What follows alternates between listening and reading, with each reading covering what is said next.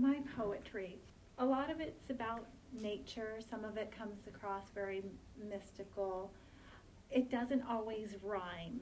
That's okay. But sometimes I do follow patterns.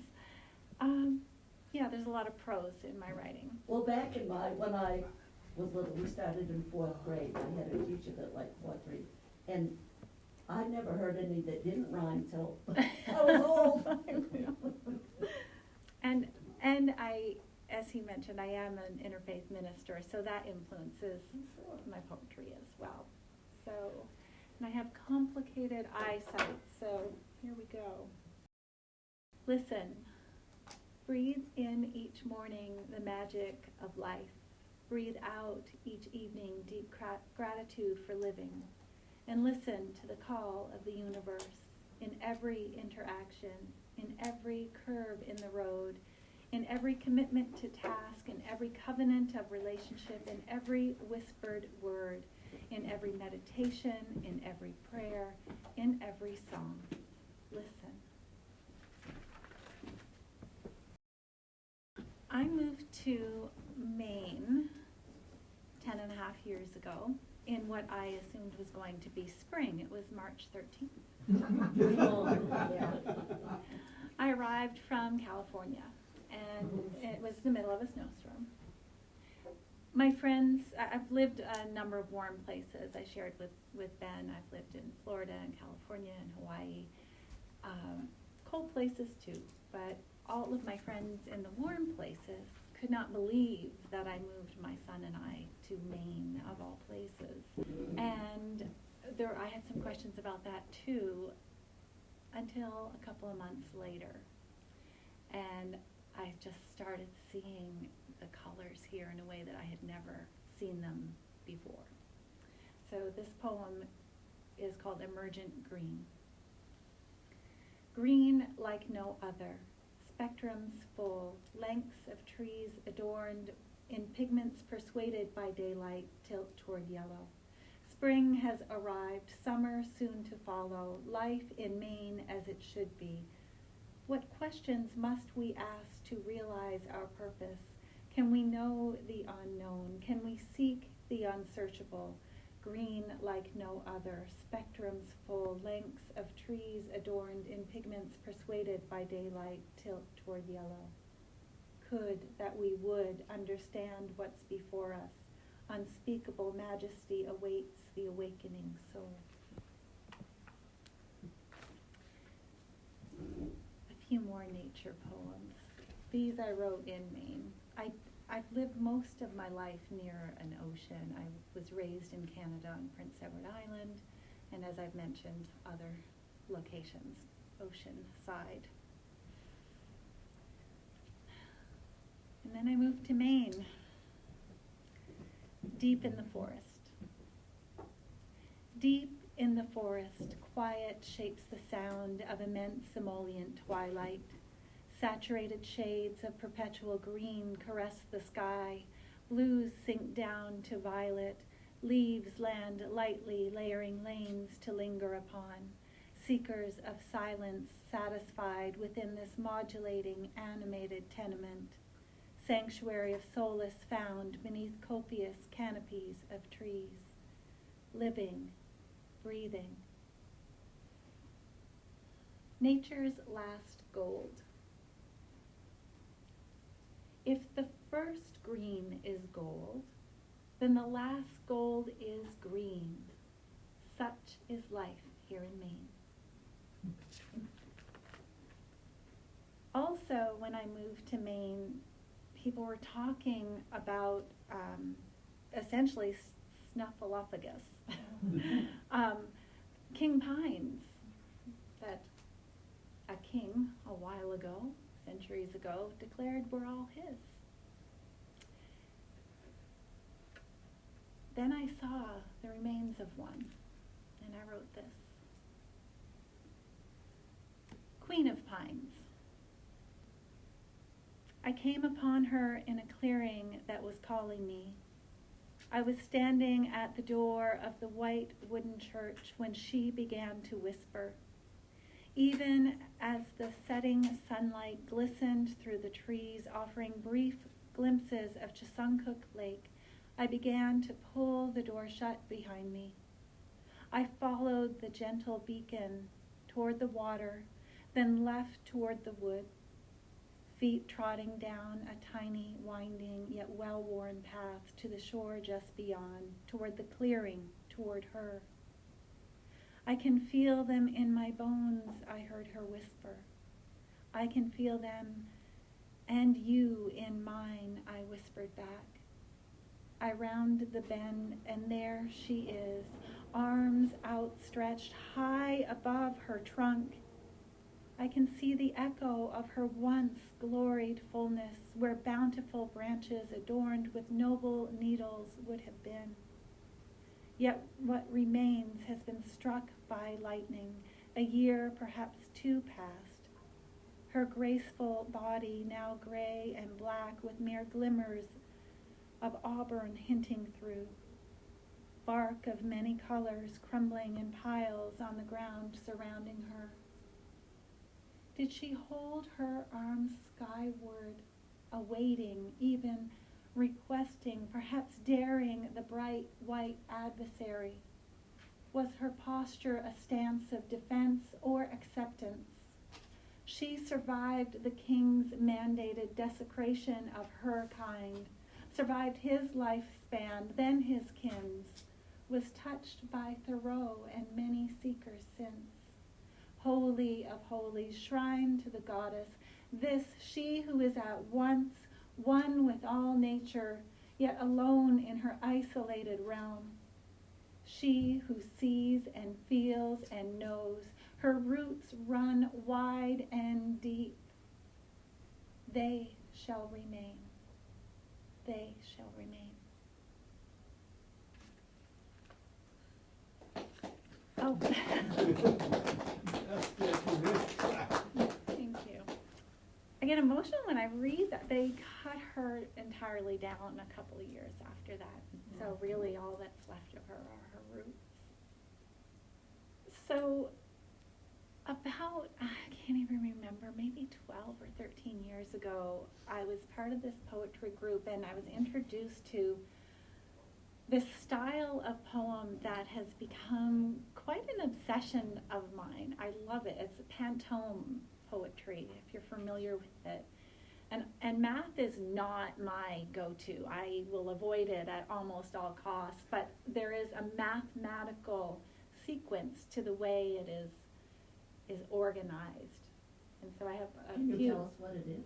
I don't know if I have printed it out, but I can send it to Ben if he doesn't have it already, and then I'm sure he can share it. But you'll be able to catch the rhythm of it in the. It's not a secret, is it? It's not a secret. There is no curse attached. No, no, no. Now that you've heard the word pantome, if you haven't heard it before, it's yours. The forest, it lay bare now. The forest, it lay bare now. Trees no longer reach the sky, the bird no place to land. Trees no longer transform the air, the bird no place to land. Ask thou please transform the air, impossible the flight. Ask thou please replant the trees, impossible the flight. We need our roots, replant the trees, the children cry. We need our roots, reach the sky. The children cry, the forest, it lay bare now. I love you. Thank you. Well, here's another one that's similar. This one is called Circling But Never Reaching Silence, and it has a bit of a prelude for the composers in the room, and then it goes into the pantome. Circling but never reaching silence. Silence does not truly exist, nor does stillness, not really. Quiet and whispers, yes, but not silence and stillness. I sit here seeking silence, what stillness I demonstrate. The wind touzles my hair, the pulse of my blood, rhythmic in my ears, what stillness I demonstrate. Breathe in, breathe out, the pulse of my blood rhythmic in my ears, my breathing harmonizing with my heartbeat. Breathe in, breathe out, oh so still, yet ever in motion, my breathing harmonizing with my heartbeat, circling but never reaching silence.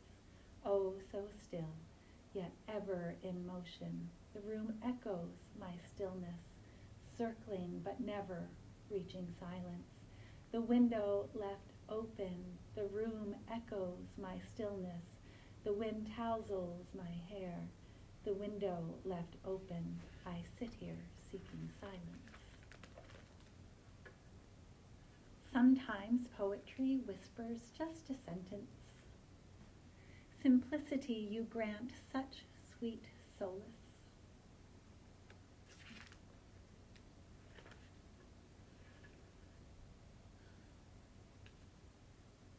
June's Calling is the next poem, and it's a mixture of longings, a lover of mine who have passed. June's Calling.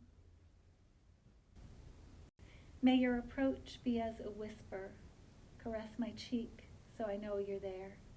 Tap my window with melodic raindrops, send gentle winds to mess my hair. Plant yourself along the roadside, appear in daffodils' spirited display. Fill the air with puffs of dandelions, help me remember how we play. Send the bees to nurse the lilacs, send their scents, warm my heart. Manifest in gentle sounds, each day inly works of art. Return each breath once given, surround us in peace that comfort brings. Release the folds encumbered by time's ever-moving ring. Tap my window with melodic raindrops, send gentle winds to mess my hair. May your approach be as a whisper, caress my cheek so I know you're there. I believe that, I will say I have no idea what happens when we die, but I would like to believe that they send little messages to us. This one, well, it's a parable. I wrote it in part as a children's story, and then we ended up using it at a women's retreat that I had led. Women who were coping with healing with trauma, and often coping with really being completely unseen by those closest to them. Yeah. A parable. Traveler. I've been away for a long time, and I'm on my way home. Sage. Ah, home. I've discovered something about that mythical place. Traveler. What have you discovered? Sage. Most of its residents wear glasses with lenses shaped in the form of larvae. They cannot easily see the butterfly you've become, only the caterpillar you once were.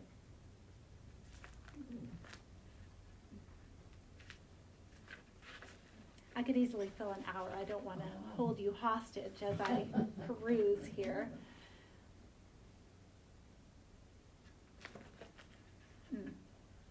Not to be extinguished. Sometimes you don't know if you should say anything ahead of a poem, like to prepare you. Hashtag trigger warning. I guess that's it. Trigger warning. Okay. Not to be extinguished. You close your eyes for a moment, just a moment, for the will of the world has exhausted you, and in that moment you feel a seemingly benevolent caress at your cheek. In curiosity, you lift your gaze to the touch, to realize the lull was intended to deceive. The tornado forming within eyesight's range catches more speed, moment by moment, whipping and whirling, the once gentle wind now a raging gust, pushing you back even as you lean into safety, then beckoned elsewhere, it turns toward another target.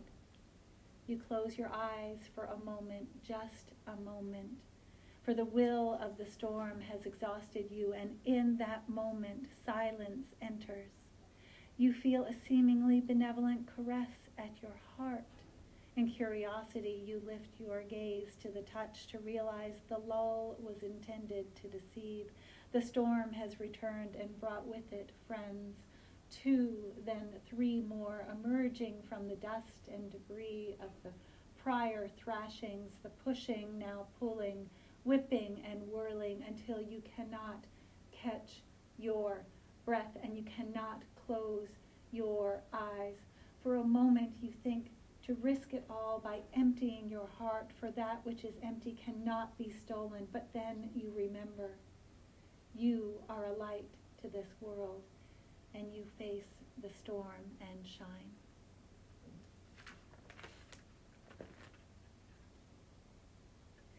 This next poem I wrote for a Samhain. I don't know if anyone's familiar. Samhain. What is it? Yeah. Day of the Dead, Halloween Okay. time frame, All Souls time frame, when they say the veil is thin. It's also a time of the year when our ancestors would have spent a lot more time indoors because of the darkness outside. How do you spell it? Samhain is right, exactly. So Samhain. S-A-M-H-A-I. Mm-hmm. Okay, thank you. Okay. The dark season. We are at the threshold of the seasons, the doorway to the year, when the veil is thin and time passes amorphously. We turn inward as the darkness beckons us. We welcome the warmth of the fire, contemplating the mysteries of the unseen. We honor the soft ache in our hearts for those we have lost, the people, the dreams, and we rest, for rest we must to heal. This is the cycle of death and rebirth, release and renewal. We cherish this time as the lessons it offers penetrate our knowing. We breathe in wisdom and breathe out patience. May we find comfort in the warm embrace of the dark season.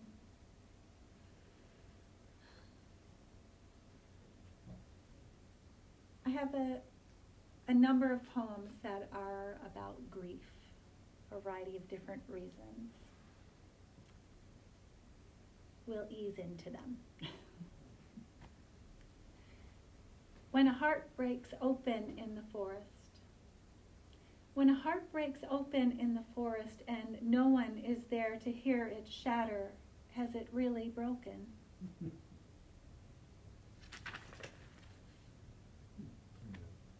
For the grief-stricken, moving forward is necessary.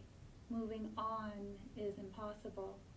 Our loved one's death was more than a moment. Their life is more than a memory. Their existence is ever present as they shape our lives even now. The triage of grief. They sat with me for hours in this spot, sometimes talking, much of the time just being still, gazing at autumn's tranquil beauty, and listening to the sounds of the lake. For some, this might look like healing. I know with experience certainty it is not yet.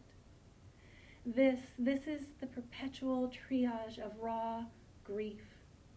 Keep the body still, regulate the breath, quiet the mind, assess the wound, allow tears, laughter, or lethargy to come.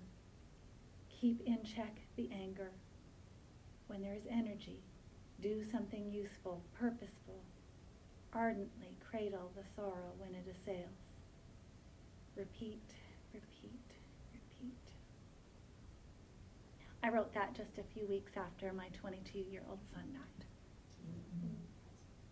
And I was at the lake with one sister and one friend, and we were in these Adirondack chairs at Moosehead Lake, and we were just sitting there, and someone snapped a picture of us from behind, not knowing what we were doing there. And really, we just sat for hours. Grief brings friends. Grief is everything and more and nothing and different than what most believe it is, until one is holding their own grief and being gripped by it. They cannot grasp the breadth of it, and even then it is always subjective. I believe the single unchanging ever truth of grief is that when it is present, it brings with it nefarious friends. Fear, anxiety, self-doubt, regret, guilt among the legion of foes to peace in our heart. Mind with its memory and hindsight prophecy plays a role too as it lies in wait, ready to pounce, weaponizing our thoughts of what was and what will never be. Unguided grief takes its toll 1,000-fold and in as many painful ways.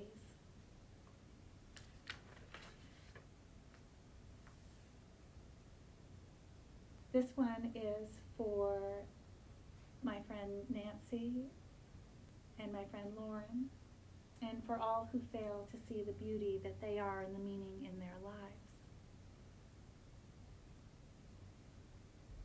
Beauty, beholding herself in the mirror, cannot always see what the rest of us so clearly can.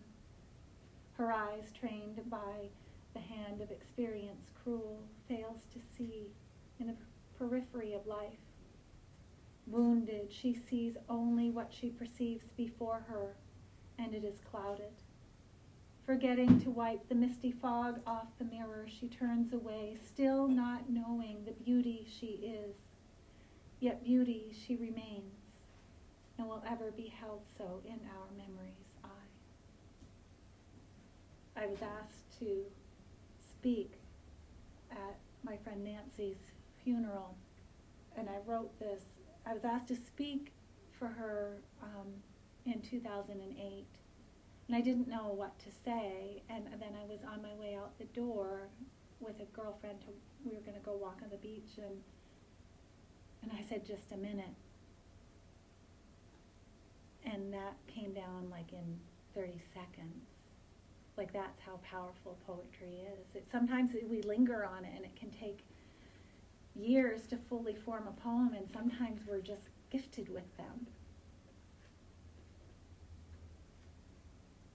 In 2005, I was on a wonderful vacation in New York City, seeing the gates. I don't know if any of you saw those. They were the big orange, like, yeah.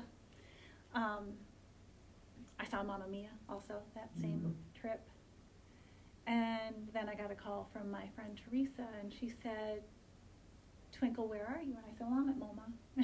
And she said, find a place to sit down, please. And so I found a place. She sounded kind of frantic, but she wanted to make sure I was seated.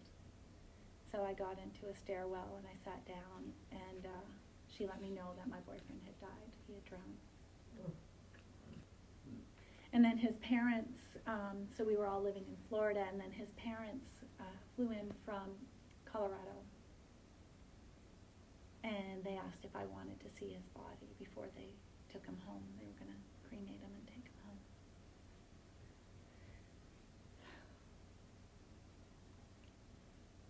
They ask, and this is a pantone. They ask if I want to see your body. It's time to say goodbye. My mind takes me to yesterday, your embrace still fresh in my memory. It's time to say goodbye. Strong arms, passionate kisses, your embrace still fresh in my memory. Warm body, muscles everywhere, strong arms, passionate kisses, smiles as sweet as honey. Warm body, muscles everywhere. You trace your fingers above my heart. Smiles as sweet as honey. You kiss my face. You trace your fingers above my heart. I kiss your heart and your sinewy belly. You kiss my face. My mind takes me to yesterday. I kiss your heart and your sinewy belly. They ask if I want to see your body.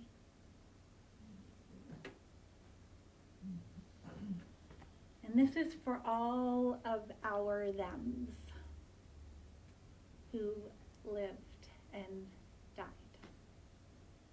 You changed everything. You, having existed, changed everything. You, having died, changed everything. 3 more. The afterword. My father died in 1999, and I couldn't sleep. I wrote so much poetry. My ex-husband, he came in, why are you still awake? It's like, my dad died, I can't sleep. And he said, but that was 2 months ago.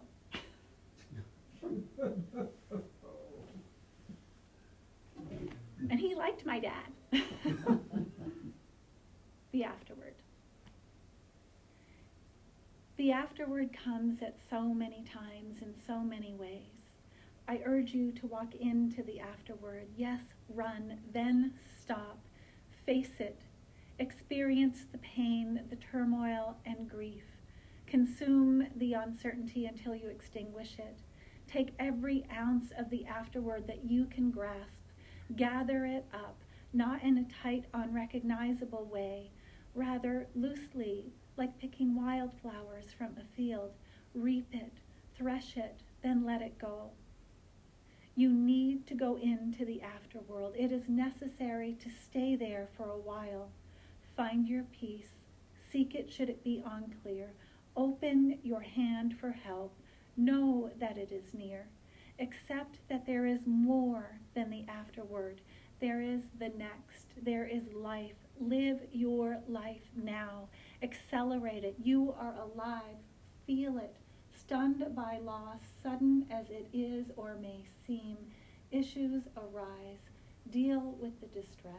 The afterward is not meant to be permanent. You, only you, can make it so. Your life will go on with or without you. Release the afterward. Set the example. Live.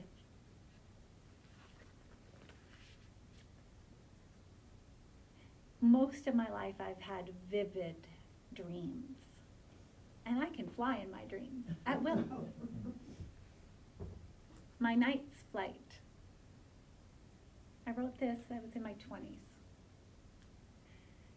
As I soar through my dreams, I am free to observe the eagerness of my flight. For here in my dreams, I can easily escape the inescapable. I can rely on the untamed, for I can tame it. I am sure to achieve, for I am strong. In my dreams, I control my life course and am unwavered by the challenges therein. Truly, I can fly into the depths of the sky as I sway on the currents of the air. Beneath the surface of the water, I too can slice through without concern for the natural laws that should prohibit it. Have you perhaps felt the break of a cloud as you pass through one dream to another? I cannot express the feeling of lightheartedness as I lift like a butterfly toward the sun, or the victory I sense when I flee from violence as I move through the atmosphere one last time. I awake with regret that I no longer can fly in the day as the night. Anxious I am to close my eyes once again, to leap in the breeze as I might. And my final one for the evening poem. This, I'm sure throughout school I wrote many poems, but this is the first one that I remember writing. It was the first one I had any real critique on. It didn't rhyme, but my English teacher got over it. I also wrote it just before I left my childhood home. She stood there. In the midst of the shadows, in a darkness that haunted, she stood there, still, silent, sorry, sad. Plenty of time to think of days gone by, loves lost, loves gained, her sorrow remembered. She stood there, still, silent, sorry. Seconds ticked to minutes, the minutes on to hours. She stood there, still, silent. She realized she could not have it all, so she settled for less, but yet only the best. She stood there, still, with her eyes wide open, her head held high, with a decision in mind. She stood there, no more.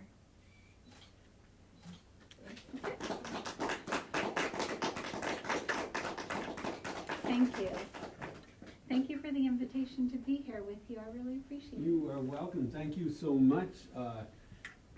Poetry's wonderful. I love it. It's my favorite thing. It is indeed, and listening to you, and of course I've been doing poetry for a long time myself, and there's something about the written word, and some poems you really do have to see on the page.